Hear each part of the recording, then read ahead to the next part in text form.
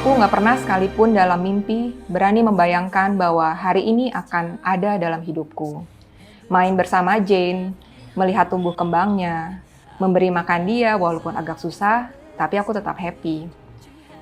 Melihat Simon, suamiku yang jadi buru-buru pulang kerja, senyum lebar saat melihat Jane itu pun juga membuat aku happy, karena Jane sungguh senang melihat kehadiran papanya. Hari ini, detik ini, bisa dibilang momen kemenangan aku.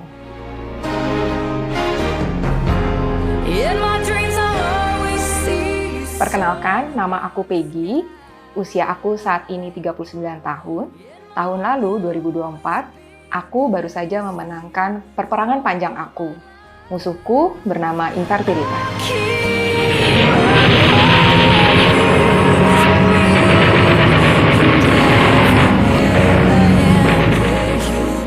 Setelah 1 tahun pernikahan, kami belum juga dikaruniai keturunan.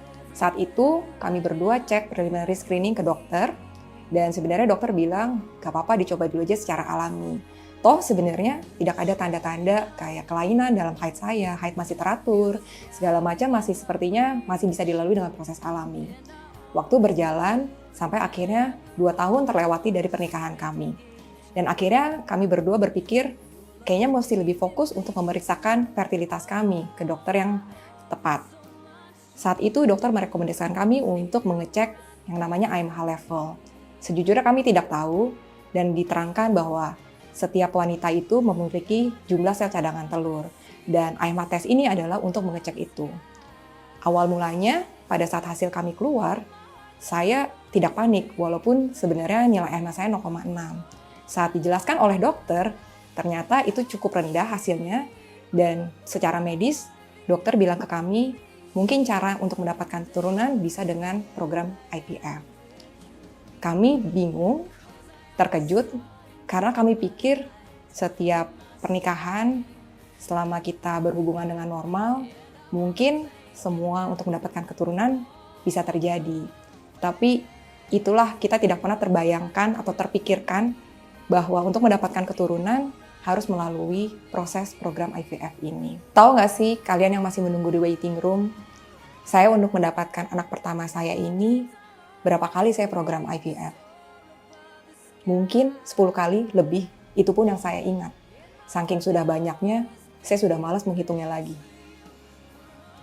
Kebayang nggak ya, proses IVF 10 kali, perasaan dan pengorbanan apa yang harus saya keluarkan? Yang pertama, saya itu wanita karir, saya wanita bekerja. Jadi yang pasti, untuk mendapatkan waktu, untuk program, itu bukan sesuatu yang mudah. Dalam kondisi kami, ada hal yang mengharuskan kami bahkan program di luar Indonesia. Dan saya awal mula, saya nggak kepikir bagaimana saya mengatur untuk memulai program IVF ini dengan kondisi saya masih bekerja di suatu perusahaan. Ada waktu di mana sampai kami harus mengatur waktu, memesan tiket pesawat, pergi pagi, pulang tengah malam, hanya untuk mengejar jumlah cuti kami yang terbatas. Tapi tidak terasa, satu demi satu setiap proses kami lewati, sampai yang tadi saya bilang, bahkan lebih dari 10 kali, kami sudah melewati proses IVF itu. Dan kalau ditanya, apakah yang membuat kami untuk tetap lanjut melewati proses itu? Apakah semuanya berjalan dengan mulus dan kami baik-baik saja? Tentu tidak. Jujur, dalam setiap tahapan, ups and down itu pasti ada.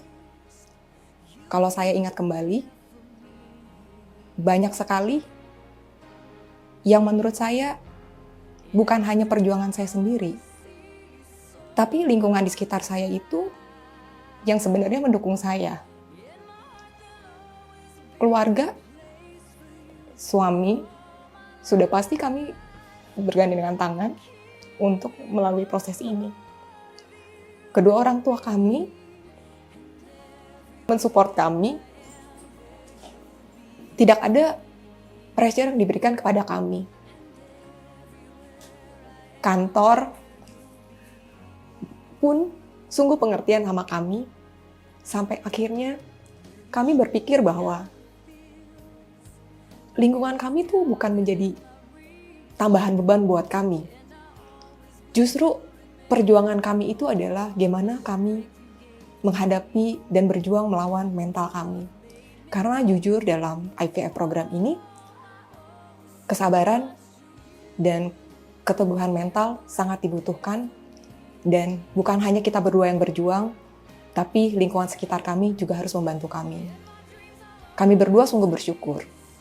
Tim medis kami, baik yang di luar maupun yang di Indonesia yang mensupport kami, sungguh membantu kami di tengah-tengah keawaman kami dalam proses IVF yang berkali-kali gagal, menguatkan kami, meyakinkan kami bahwa masih ada harapan di depan sana yang masih bisa kami capai.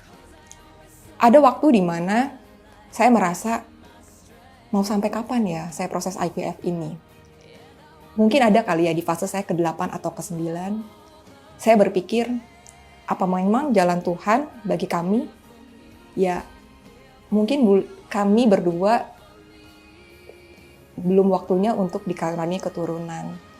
Ada sewaktu di mana kami ingin mundur, tapi selalu ada satu titik di mana lewat tim medis, lewat keluarga atau teman kami yang seperti memberikan sinyal kepada kami, ayo mulai lagi.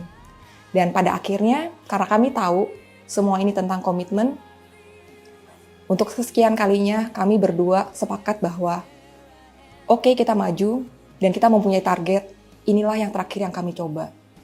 Sampai akhirnya kami berusaha untuk merefleksikan diri, sebenarnya permasalahan kami itu apa.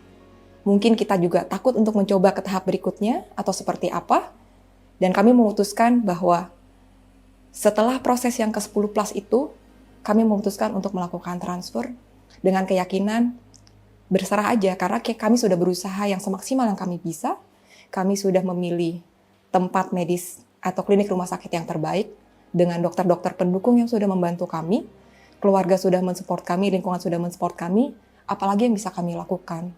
Jadi kami merasa bahwa di titik itu, kami pasrahkan kepada Yang Tuhan, dan kami jalani dengan ikhlas. Apapun hasilnya, kita terima. Dan disitulah saya rasa kemenangan saya kami raih. Nah, kenapa bagi kami ini termasuk peperangan yang panjang? Karena saya sama suami juga diskusi. Berapa nih finansial yang harus kami keluarkan untuk mendapatkan harapan kami di ujung?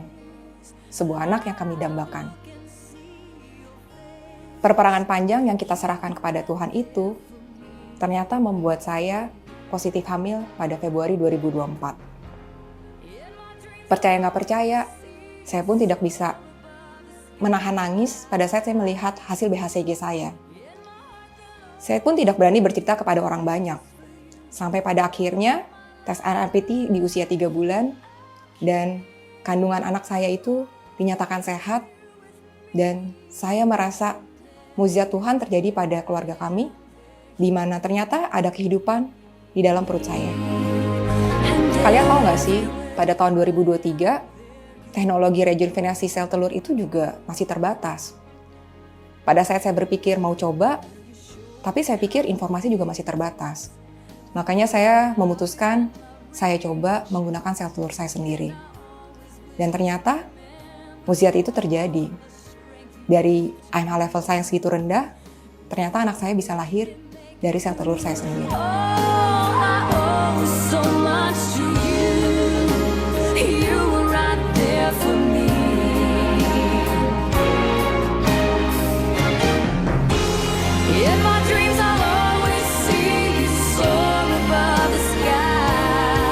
Dari perperangan panjang yang saya alami saat ini, banyak pembelajaran hidup yang saya dapatkan.